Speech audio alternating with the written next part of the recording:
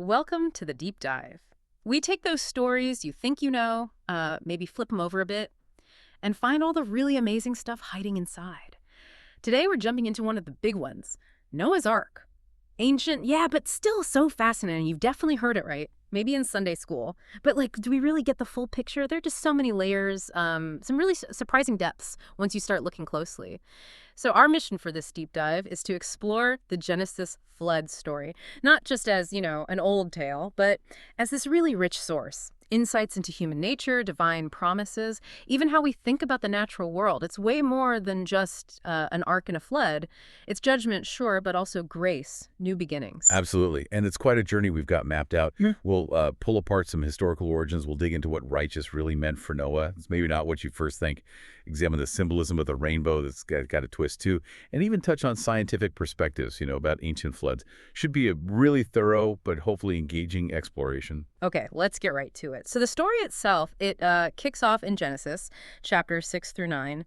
God takes a look at Earth, and, well, the situation's pretty dire. Scripture says the Earth was corrupt in God's sight and was full of violence.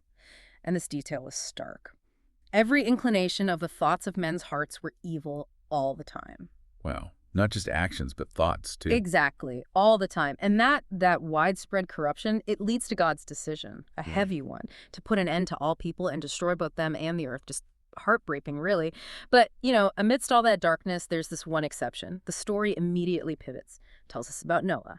He was a righteous man, blameless among the people of his time, and he walked faithfully with God. It specifically says Noah found favor in the eyes of the Lord. Right. And that immediately brings up the question, doesn't it? What did it actually mean to be righteous, to walk with God, especially in a world described as, well, completely messed up? And it's important, I think, to understand it's not about perfection. Humans aren't perfect. Instead, righteousness, like we see described in places like Psalm 112, is about character, being upright, gracious, compassionate, generous, handling things wisely, not getting easily shaken, heart fixed on God. Qualities that sort of echo what Paul later calls the fruit of the Spirit in Galatians: love, joy, peace, patience, that kind of thing. Oh, okay. And his obedience, it wasn't like forced compliance. Yeah. It seems more like a process. Discovering God's will, surrendering, and then acting in faith. So it's less about being flawless, more about the heart's direction, character, faithfulness, even with imperfections. That really reframes righteousness for me, especially back then. But it does raise that common question. Was God just playing favorites, picking Noah and his family out? Yeah, people ask that. But the text suggests favor isn't favoritism. The Bible often says God isn't a respecter of persons, doesn't play favorites based on, status or appearance. He looked at the heart. He saw something in Noah's heart that turning toward him. And remember, Noah wasn't perfect either. We see that later. Genesis chapter 9, the whole drunkenness incident. But God still chose him, used him, imperfections and all. Right. So Noah finds favor, and then God gives him the task. Build this massive ark. And the instructions weren't vague, were they? They were incredibly precise, almost like the numbers themselves mattered. Exactly. Cypress wood, okay, gopher wood, technically. Coated with pitch inside and out, 3 decks, lower, middle, upper. And the size, 300 cubits long, 50 wide, 30 high, which is roughly, 450 feet by 75 feet by 45 feet? Huge. Huge. And you're right, those details seem practical, but they likely carry deeper meaning for the original audience. For instance, the dimensions. They show this fascination with certain numbers, like 60, which pops up in Babylonian flood stories too. They're hero vessels. Oh, interesting. And the 3 decks, lower, middle, upper, that's probably wasn't just random storage. It mirrors the ancient Israelite view of the cosmos. Heaven, earth, the underworld. Some even connect the height of the decks to the Jewish temple, which itself was seen as like a mini-universe. Wow. Even the wood, that word gopher is unusual. It's really close to the Hebrew word for pitch, copper, suggesting maybe a symbolic link in the ceiling, the protection of the vessel. It's all quite layered. Okay, so the stage is set. Noah's chosen. The ark's design is meaningful. And then the flood begins. The description is intense. All the springs of the great deep burst forth, and the floodgates of the heavens were opened. Rain for 40 days and 40 nights. That number 40 again, you see it elsewhere, right? Times of trial, transformation. 40 years in the desert for the Israelites. Jesus is 40 days in the wilderness. Yeah. Yeah, it signals a significant period. And the waters just kept rising, increased greatly, covered all the high mountains. I mean, just imagine. What does the timeline tell us? How long did this ordeal actually last? Well, the chronology is pretty detailed. The waters themselves prevailed, basically stayed at their peak for 150 days. 5 months. 5 months. Then they started to recede. The ark comes to rest on the mountains of Ararat. No, mountains, plural, on the 17th day of the 7th month. Finding dry land took time too. Noah sends out a raven first, then a dove. The dove comes back empty-handed first, then with an olive leaf, that classic sign of hope, right? I love these. Finally, the third time, it doesn't return. The earth was totally dry by the 27th day of the 2nd month of the next year, Noah's 601st year. So they were inside that ark for over a year. Over a year, yeah. Yeah. Cooped up with all those animals. It really underscores the endurance the faith required. I can't even imagine. Okay, so finally, they step on a dry land. The relief must have been immense. What's the very first thing Noah does? And what does that signal? And how does God respond? His first act, build an altar. Yeah. Make sacrifices.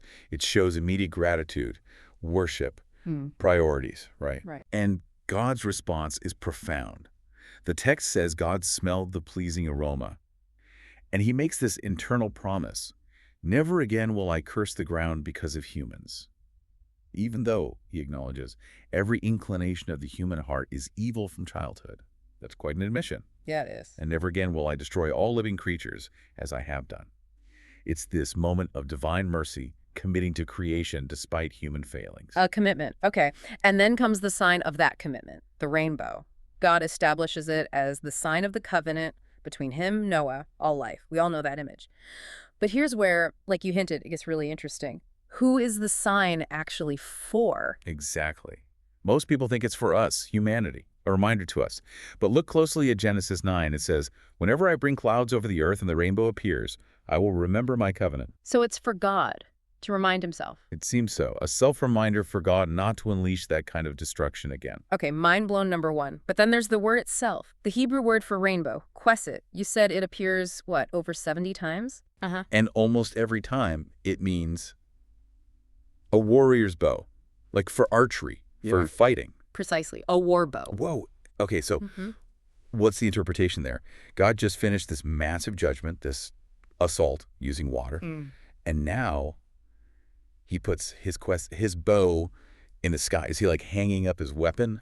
That's a really powerful interpretation many scholars discuss. God, having used his bow metaphorically, now turns it upwards, away from the earth. It signals potentially non-hostile intent, a gesture of peace after judgment, like laying down arms. Yeah. So it becomes this invitation to peace, but there's also the beauty aspect, right? The colors themselves.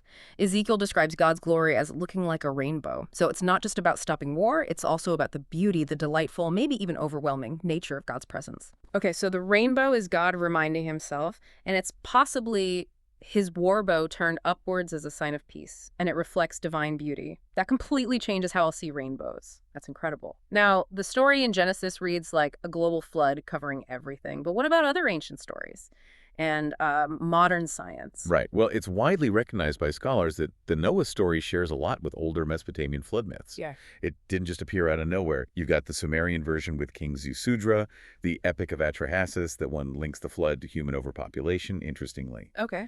But the closest parallel, and likely a source, is the Epic of Gilgamesh, with the hero Utnapishtim. Yeah. So many similarities. A chosen guy, divine warning, build a boat, save animals, land on a mountain, send out birds. Really similar plot points. Very. Even the deck areas of the three arcs, Atrahasis, Utnapishtim, Noah's, are almost identical, like within 4% difference. No. Yeah. But the key difference is the why. Genesis makes it clearly about human sin, about morality in the relationship with God. The other myths, often it's God's being annoyed or caprice or that overpopulation thing, not so much a moral judgment. So Genesis takes this existing story framework and gives it a distinct theological moral meaning. Exactly. And there are other echoes too, like the Zoroastrian story of Yima building an enclosure of Vara to save life from a deadly winter and flood. Common themes pop up across cultures. Fascinating. So given all that, the big question, was it really a global flood covering the whole planet? Or is there another way to understand the scale? What does the science say? Well, from a scientific standpoint, despite searches and ancient beliefs like from Josephus, there's just no geological evidence for a single simultaneous global flood. In fact, geology shows the opposite. Things like salt deposits from evaporated seas or mud cracks from drying land found at different geological levels all over the world. Meaning things dried out multiple times, not all at once underwater. Precisely. Those features couldn't form if everything was continuously submerged for a year. However, the evidence strongly supports massive, devastating regional floods, especially in Mesopotamia. Ah, okay. So how would that work? How could a regional flood feel global? Think about Mesopotamia. The Tigris and Euphrates rivers have incredibly flat sections, very low gradients. Combine that with massive rainfall across their huge watershed over 1.6 million square kilometers.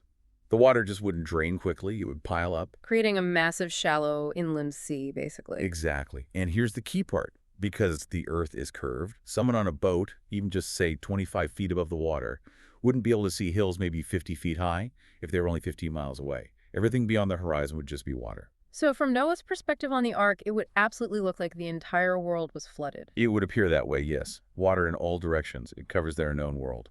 And this also explains why the water would take so long, months, to recede. It wasn't a tsunami, but a vast, slow-draining flood. That makes so much sense. A catastrophic regional flood experienced and described as covering the whole world from their perspective. Wow. Okay, this deep dive has been incredible. We've gone from, the familiar story, Yeah. to the depth of Noah's righteousness, the echoes in other ancient myths, that amazing symbolism of the rainbow war bow, and now this scientific perspective on how a localized but still immense catastrophe could shape such a powerful, enduring narrative. It's so much richer. It really is. And the power of the story, I think, goes beyond trying to pin down one literal interpretation. It speaks to these enduring human themes, doesn't it? Chaos, judgment, hope, renewal. They resonate for a reason. Absolutely. So as we wrap up, maybe a final thought for you listening. What does it mean for you today to try and walk faithfully like Noah did in a world that still feels pretty chaotic and maybe corrupt at times? And how might that image we discussed, God's war bow turned upwards in the clouds, how might that invite you maybe to lay down some of your own perceived weapons, whatever they are, and look for peace in places you didn't expect? Something to think about.